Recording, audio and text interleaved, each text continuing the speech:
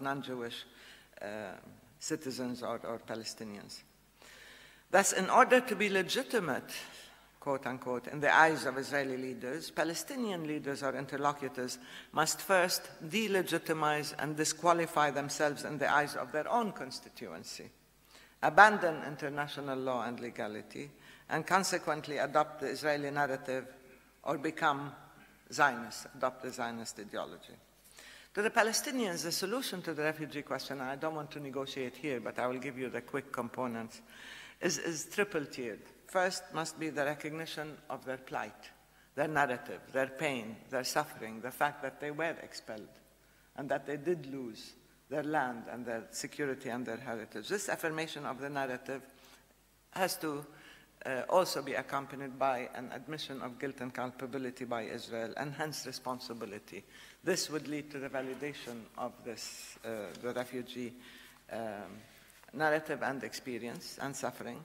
Two, there has to be a recognition of their rights, not just UN Resolution 194 and international law, but the Palestinians must be treated like other people in the world. They must have the protection of the law. There must be parity before international law, because all other refugee populations are being addressed in terms of the right to return and, on the contrary, the imperative to return. Except for the Palestinians, we are being asked to abandon that right if we are to qualify as negotiators. So that the second step is to recognize that right, that Palestinians have the. Then you will go to the third step, which is the negotiations. Negotiations do not involve principles, do not involve basic rights, they do not involve laws. You do not negotiate a law. You negotiate the implementation of that law. So the third, or that right. The third step is the negotiations, and you discuss the implementation with all sorts of permutations and options, guaranteeing the refugees' right to choose.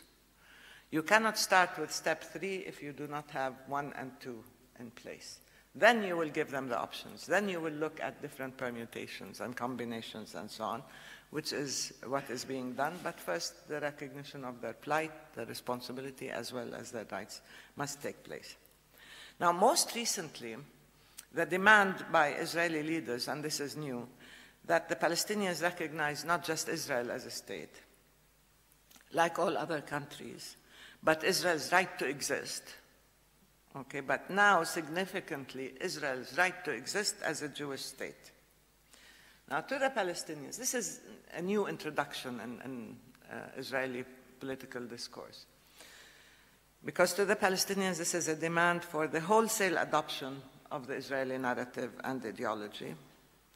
It is a call for the abandonment of the refugees' narrative and plight, as well as the rights of the refugees. And it is a denial of the remaining indigenous Palestinians in the state of Israel, not just their history, not just the fact that they're the original Palestinians, but also their rights and their demand for equality before the law.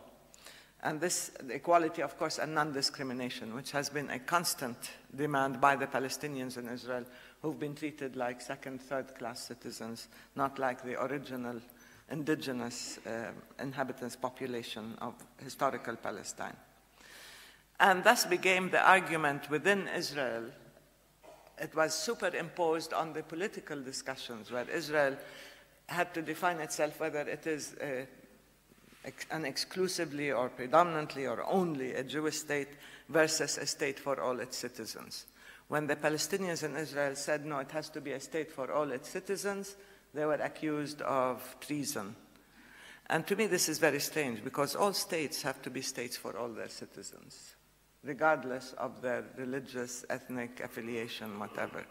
But when you say, if you are an Israeli and you say the state has to be a state for all its citizens, that you are being unfair or that you want to destroy the state, this is very strange, actually.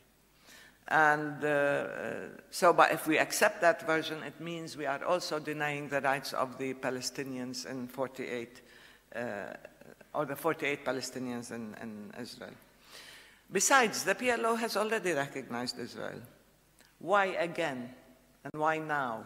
Why insist on this? There's a certain degree of insecurity, a certain sense that They have to keep hammering the point home, not just the fact that we recognize the State of Israel, but that we have to recognize the State of Israel only as Israel defines itself. Now, Israel can decide for itself, by itself, can demand of its citizens this type of definition, but it cannot demand of the rest of the world to this definition. Suppose tomorrow you have a different system in Israel and people want a pluralistic, tolerant system. Are we going all to take back the recognition of Israel? And I mean, the kind of system that you have is internal, domestic. It is not something that you demand recognition for from the rest of the world. And while we, the majority of Palestinians, are striving for a democratic, pluralistic, tolerant, and inclusive state in Palestine, we are being asked to adopt an exclusivist ideology for Israel. This is really a conflict of principles. Now, we reject other people's claims. We reject any ideological claim. For example, Hamas's claim that Palestine has to be an Islamic state. Why do we accept the Israeli government's claim that Israel has to be a Jewish state? This raises a serious question on the nature of the state and the religion of the state. Is there such a thing? And in contemporary politics, this has to be really addressed in a serious manner. Or is Israel the exception? Why is it that, people are up in arms about if Iran talks about Iran as an Islamic state, but still find it imperative that Israel safeguard its exclusivity as a Jewish state? This is another question. Is this a 19th century concept? Are we beyond Zionism now, as some of the post-Zionists are saying? Is there a new narrative that is valid? Or are we being taken back to the 19th century constantly to define the type of nation-state or religious state that is being formed? Ironically, actually, it is the so-called demographic threat that is the underlying fear that motivated extreme, hardline politicians in Israel even to adopt a two-state solution. Remember, Sharon, before his coma, adopted the two-state solution. And the demographic fear was the underlying motivation, not an awakening of a sense of justice or a sense of fairness or the need to end Palestinian suffering and end the occupation and liberate both peoples. No, but a question of getting rid of the demographic threat. That's why when he adopted the unilateral disengagement from Gaza, he adopted it to drop, he said, a demographic threat. He's dropping 1.5 million Palestinians. That was his reason for unilateral disengagement in Gaza. He said he wants to get rid of a demographic and security threat because Gaza is the most densely populated area, and of course he maintained security control, territorial control in terms of the crossing points, the control over the airspace, control over the waters, and so on. And that meant that Israel had security control in Gaza, the occupation reinventing itself. Again, we can talk about this later. But unilateralism has had a disastrous outcome constantly in Palestine. As you know, this is a modern, also American post-September 11th tool. We will talk about this in the next lecture. The impact of the US's war on terrorism, so-called, quote-unquote, on the region, and the adoption of unilateralism, the adoption of the strategic doctrine of preemptive strikes, the adoption of militarism as a means of dictating the will of the strong on the weak again. So here we have unilateralism that has weakened the voices of peace and moderation in Palestine and strengthened extremism by saying, you see, if Israel decided to withdraw, it withdrew as a result not of negotiations but of violence, and therefore it increased violence. But Israel continued to seek its policy of maximum geography with minimum demography. Had it been able to empty out the West Bank or carry out and Gaza and carry out the complete ethnic cleansing, as Benny Morris lately said, the problem with Israel is not that it attempted ethnic cleansing in 48, is that it failed to completely evict all the Palestinians. That was the problem. Now we are saddled, he says, with a problem with a Palestinian population that's not disappearing. And certainly we're not going to disappear. So the question of attempting to swallow up all the land meant that they had to swallow up all the people, and they couldn't digest this big bite, you know.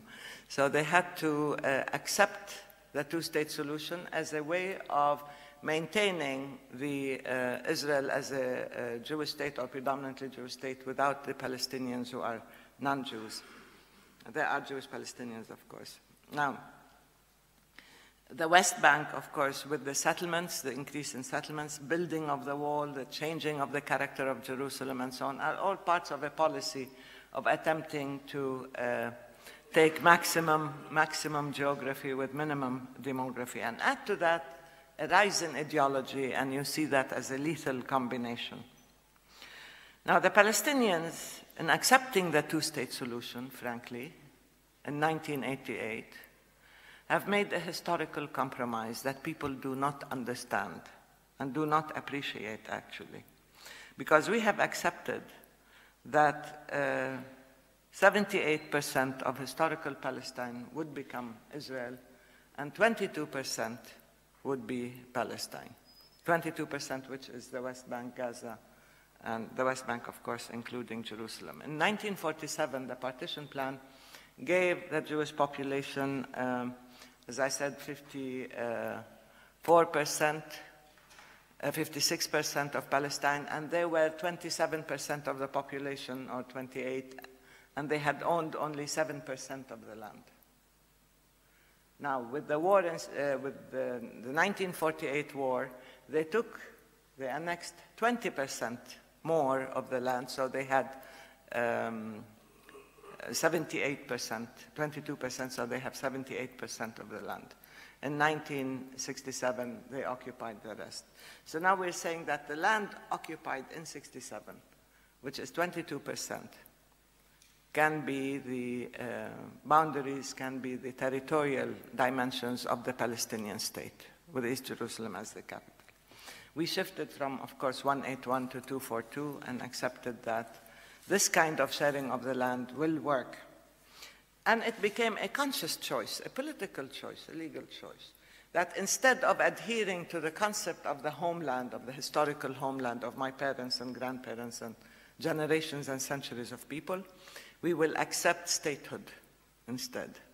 And that all of Palestine as a homeland may be part of our historical reality, of our culture, of our identity, but is not part of our political future, because the state of Israel exists and we have to live side by side. And that kind of compromise was also very existential, very emotional. People don't understand that it's, I mean, I still have land deeds. We still have land where my parents were. We all have a historical memory of Palestine. It's not something way in the distance. So to be able to accept this compromise is something that is extremely serious and was not done very simply or easily. It took a lot of painstaking and painful political discussion and sometimes even personal discussions. And in this context, I think the permanent status issues that were relegated to permanent status in the Declaration of Principles, in what is called the Oslo Agreement, must be addressed. Issues like the boundaries, Jerusalem, settlements, and then, of course, water and security. These, in addition to the refugees, have to be understood in this context. The West Bank, including Jerusalem and Gaza, have been occupied in 1967. They're occupied territory by law. They're governed by 242 and the land for peace equation. Israel must relinquish the land does not belong to it, and must end the occupation that began in 67, which is the basis of the discussions in Annapolis and other places. The territorial integrity, contiguity, and viability of this land are important if we are to have a workable, permanent two-state solution. Jerusalem, I don't know how many of you know that Jerusalem is still governed by UN Resolution 181 and 194 that designated Jerusalem as a corpus separatum, with its own standing.